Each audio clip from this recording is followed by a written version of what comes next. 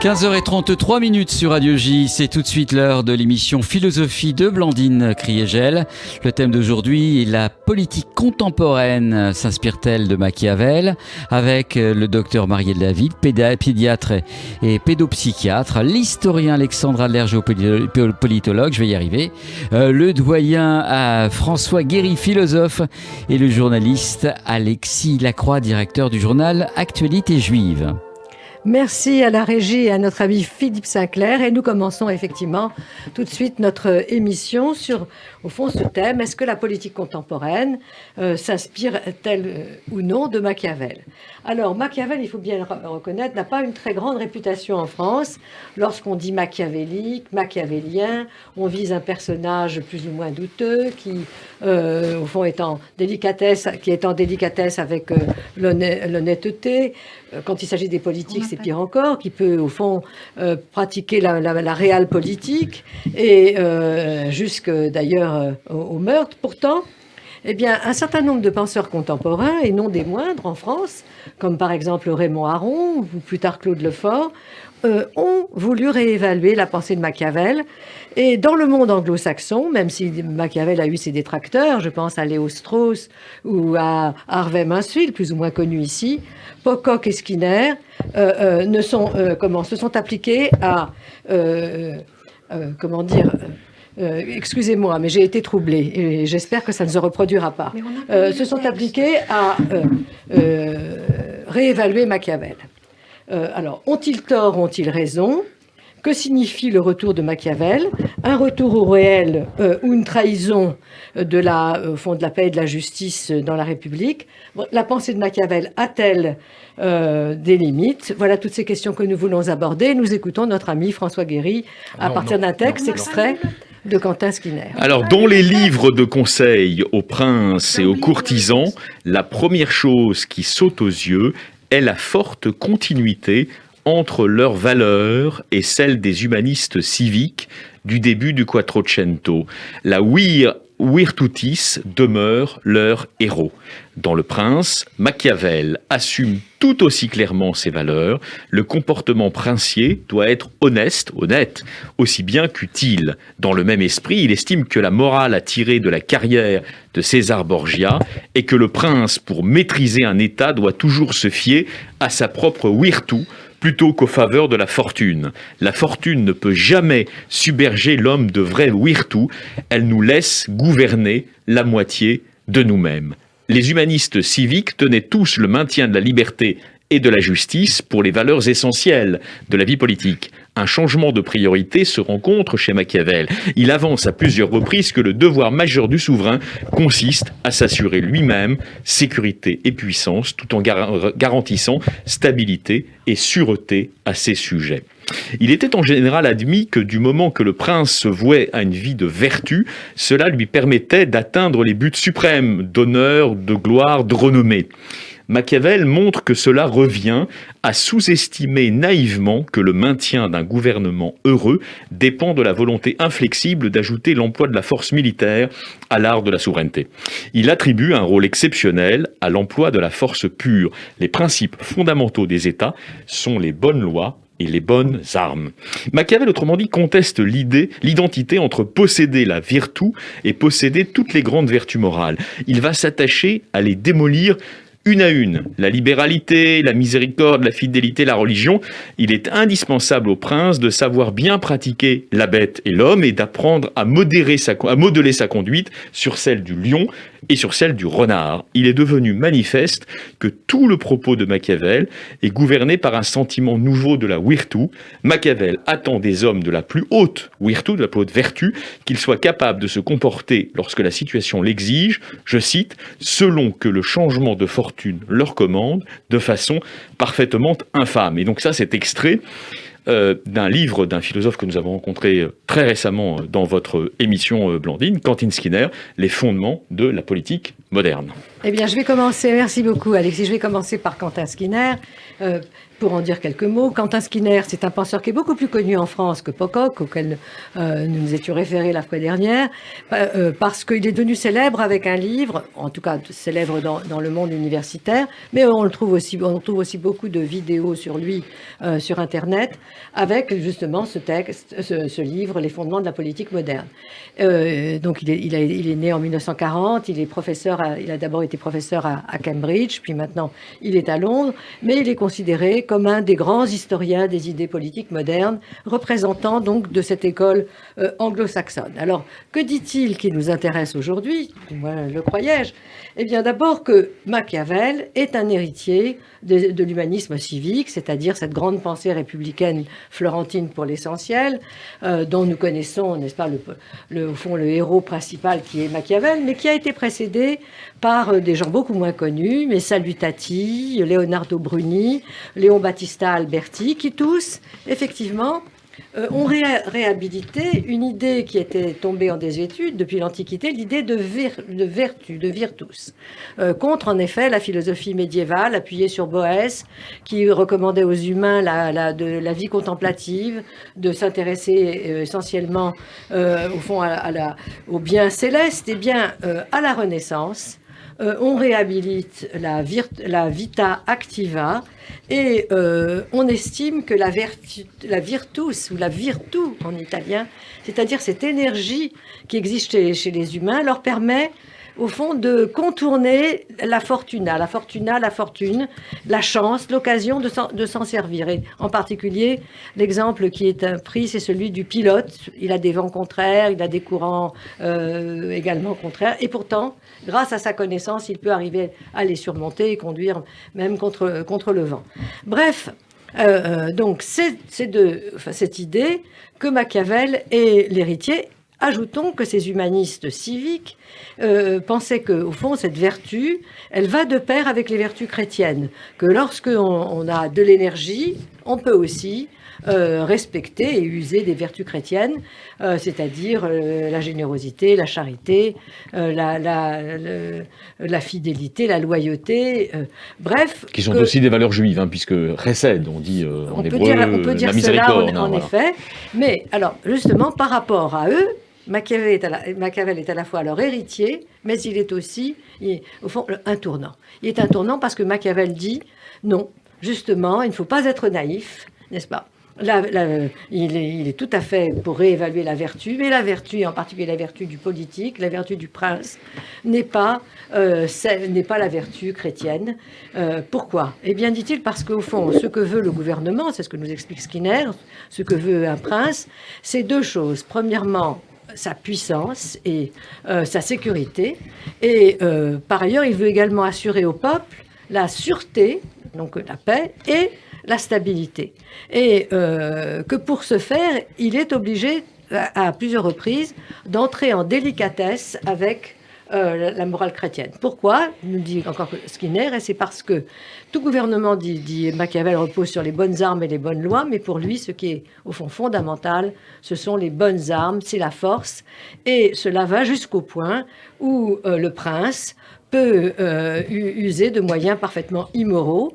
D'ailleurs, Machiavel met sur le même plan Scipion, n'est-ce pas, l'Africain, le grand héros romain, et Hannibal, n'est-ce pas, ils n'avaient pas les mêmes méthodes, mais également sur le même plan Thésée et Moïse Thésée d'un côté et César Borgia de l'autre. Bref, le politique peut pratiquer, le mot n'est pas trop fort qu'emploie Skinner, l'infamie, des méthodes infâmes.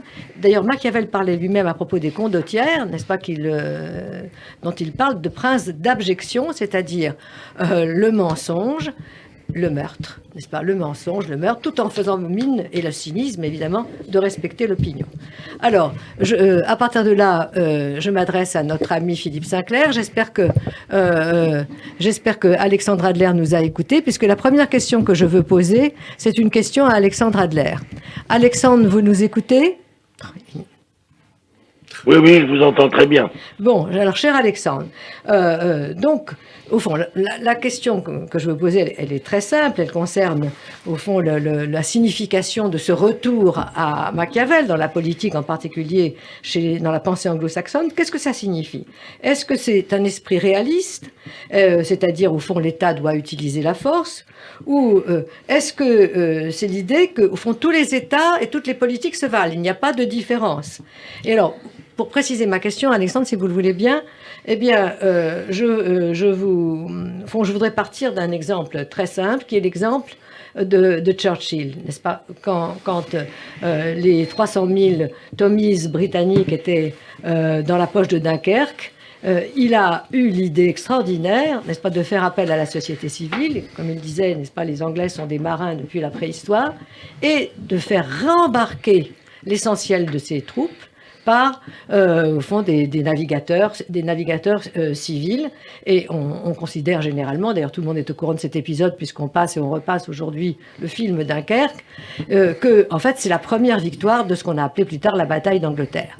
Mais alors pour autant, alors certains disent justement c'était une méthode machiavélienne, il n'a pas utilisé l'armée, il a usé de tout bois, mais pour autant on remarquera que Churchill, cher Alexandre, n'est-ce pas, ne s'est pas débarrassé de ses concurrents Halifax ou Chamberlain, ou même plus tard Attlee, qu'il a battu aux élections, ne s'en est pas débarrassé par le meurtre ou au fond des méthodes de délégitimation indignes.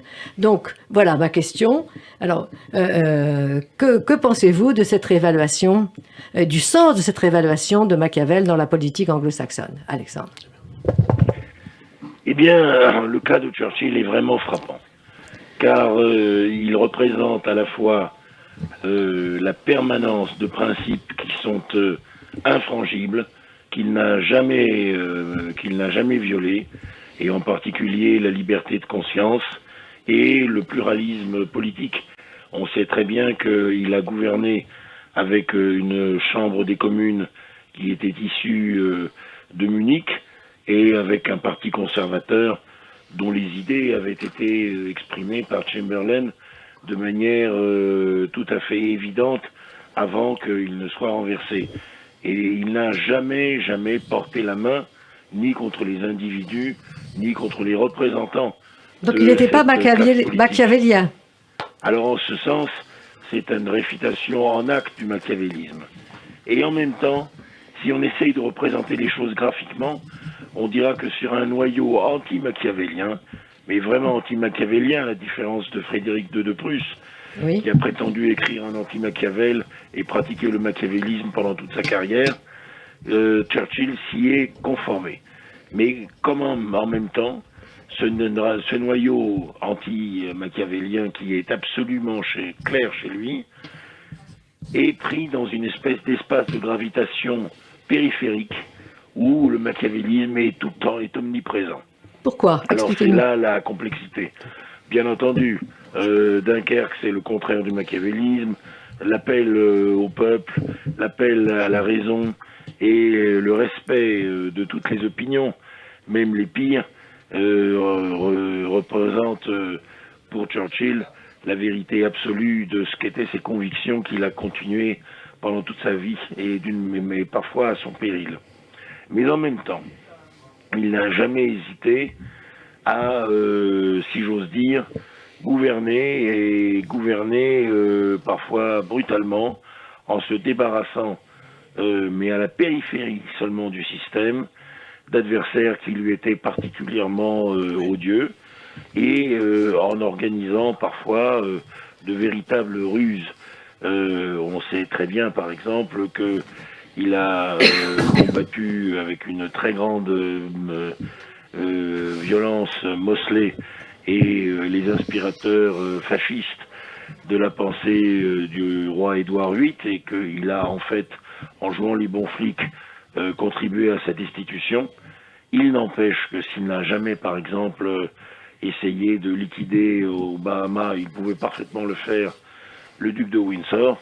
En revanche, il a organisé, par exemple, un attentat contre le cousin du duc de Windsor, le duc de Kent, qui se rendait comme par hasard, et sans doute pour négocier dans le dos de Churchill, une paix blanche en Scandinavie. L'avion a explosé. Et ce qu'on pense aujourd'hui, c'est que c'est Churchill qui l'a fait exploser. Bon, merci de cet exemple, Alexandre, qui me permet de poser tout de suite, au fond, la question, puisque vous y avez déjà répondu en pointillé, au fond, de l'usage et des limites de la pensée de Machiavel. Et je vais la poser à notre ami François Guéry. Pourquoi ? Parce que, au fond, Machiavel, dans le droit politique européen, à partir de Bodin, et qui s'est poursuivi par Hobbes, par Locke, et même plus tard par Spinoza et d'autres, Machiavel a été considéré comme un très grand homme parce qu'il mettait l'accent sur l'importance de la force, de la nécessité de la puissance pour une république, mais en même temps comme quelqu'un qui ne faisait pas la différence entre la politique extérieure, n'est-ce pas, et en particulier l'indépendance des nations, et enfin des peuples, des États, et la politique intérieure.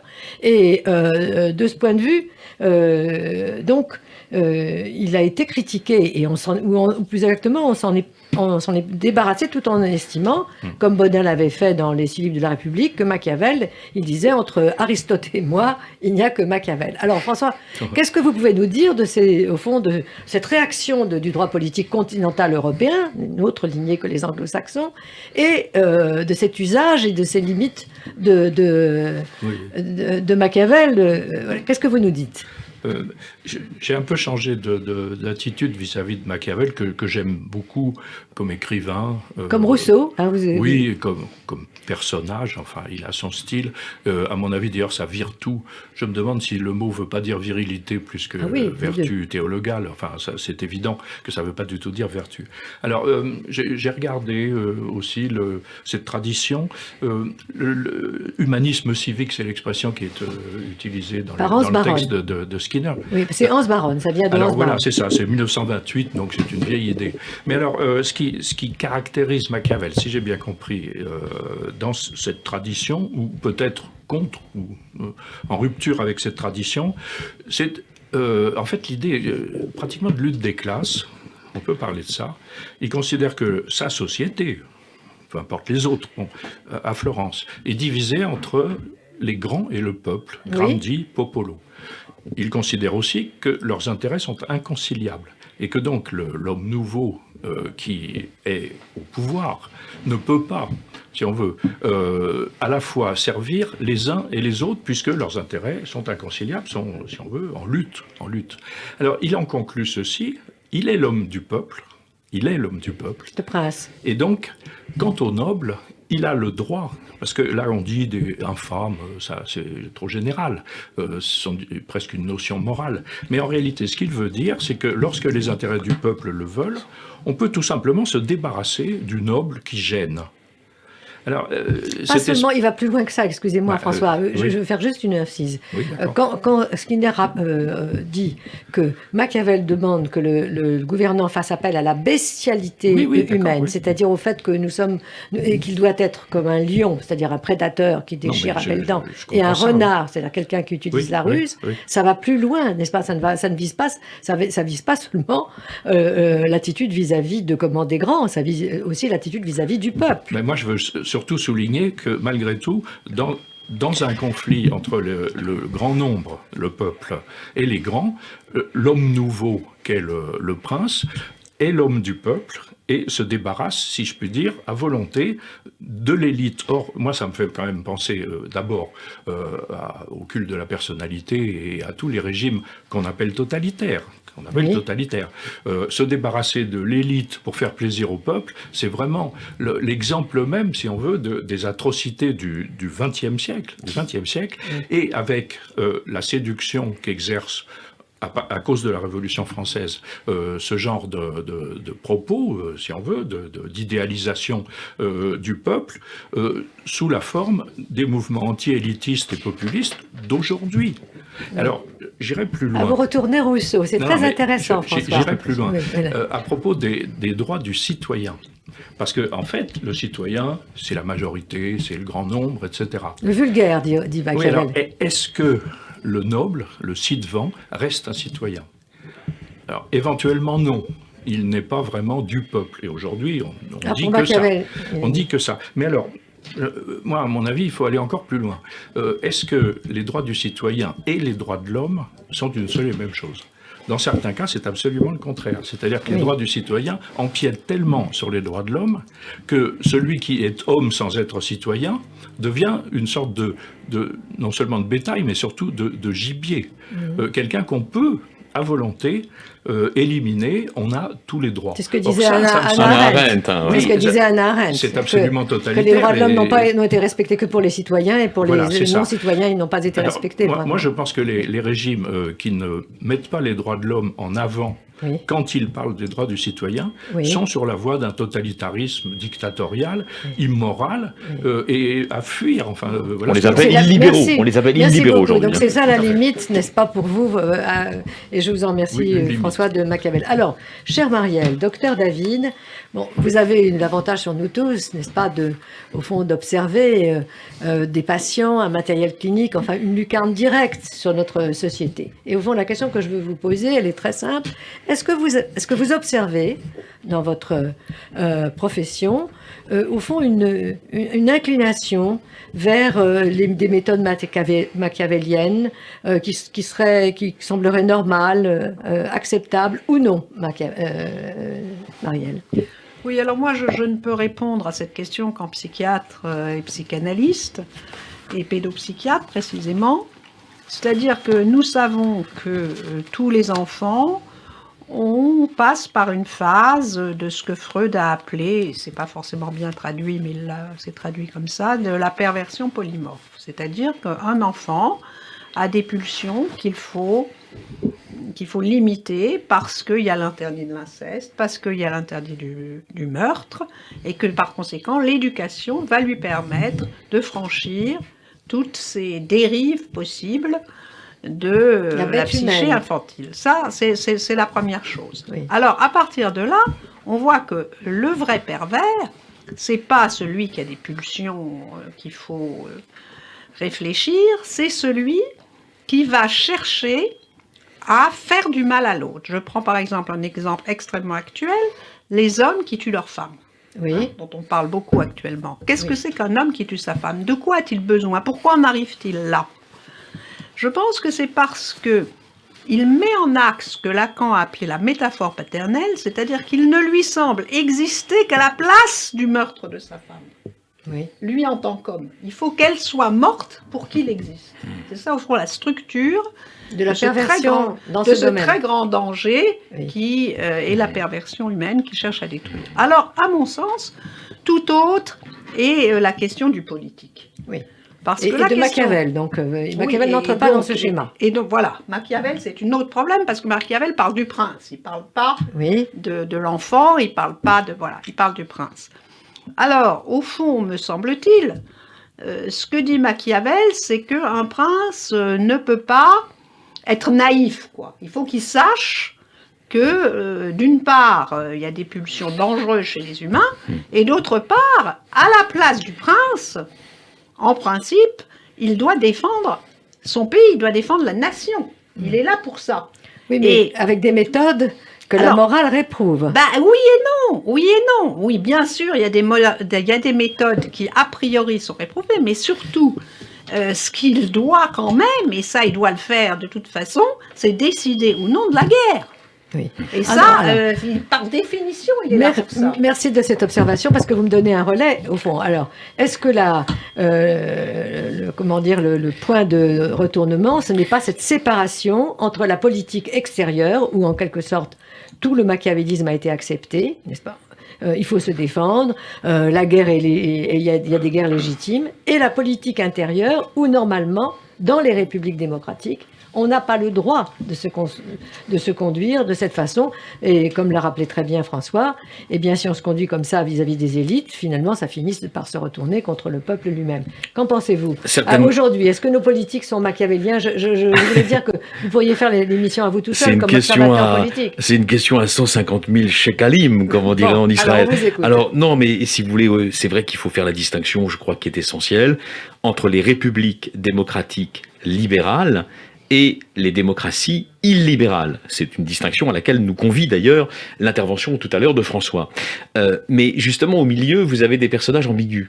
On a dit beaucoup de Trump qu'il était le modèle des nationaux populistes européens. C'est vrai, et ça n'est pas totalement vrai. Pourquoi ? Car Trump, il a utilisé les énergies populistes qu'évoquait François, les demandes justement du popolo en colère, il les a utilisées, mais en réalité, si on est impartial sur ce qu'il a fait, en grande partie pour les recapter au sein de la République américaine. Comme d'ailleurs, et la comparaison va éclairer nos lecteurs, comme d'ailleurs en son temps, nos auditeurs, comme d'ailleurs en son temps l'a fait Nicolas Sarkozy dans la République française.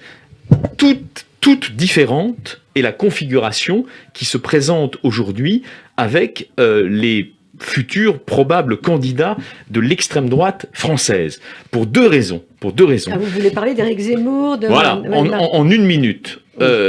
Donald Trump, encore une fois, c'est du populisme qui, au fond, se trouve au milieu du gué entre libéralisme et illibéralisme, mais après tout, il a laissé quand même une œuvre de paix très importante à l'international, qui est la construction de ces accords qui sont encore inachevés, mais qui se portent bien entre l'État d'Israël et un certain nombre de puissances arabes, et plus largement musulmanes. Donc s'il y avait que de l'isolationnisme, que de l'égoïsme national dans le trumpisme, il n'aurait pas fait ça. Toute différente est la configuration que propose un Éric Zemmour. Aujourd'hui, Éric Zemmour, c'est deux choses. C'est la révision complète de l'histoire de la France, dans le sens, par exemple, c'est très symptomatique, de l'allégation selon laquelle le capitaine Dreyfus aurait pu être en réalité coupable, ce que pensaient donc les anti-Dreyfusards, bien sûr, qui ont été contrebattus par la République. Et puis c'est la deuxième chose, elle est plus fondamentale encore, c'est contre la France de Bernard-Henri Lévy. Pas la France de Bernard-Henri Lévy comme personne, mais comme idée. Qu'est-ce que c'est la France, au fond ? C'est l'idée qu'on a une responsabilité particulière pour le monde. C'est l'idée que le sort des Africains, le sort de l'État malien ou de l'État burkinabé ou de l'État afghan, aujourd'hui des femmes afghanes, regarde les Français, quelle que soit leur confession religieuse et leurs convictions philosophiques. Mais Zemmour, c'est l'inverse. On n'en a rien à faire de ces gens-là. Concentrons-nous sur le conatus, la persévérance dans l'être de la France. Et ça, effectivement, c'est une forme de machiavélisme politique, ou comme aurait dit Aron, de machiavélisme moderne, particulièrement efficace à notre époque de populisme, mais aussi particulièrement dangereuse. Et contraire peut-être à l'esprit même de Machiavel qui, lui, n'est-ce pas, n'a jamais eu une telle idée, parce qu'il voulait, par exemple, il était florentin et il a voulu l'unité italienne. Il n'était pas considéré comme des Florentins. Donc ce n'est pas du vrai Machiavel. Voilà. Merci en tout cas à vous tous. Merci beaucoup. Et pourquoi tu gardes ton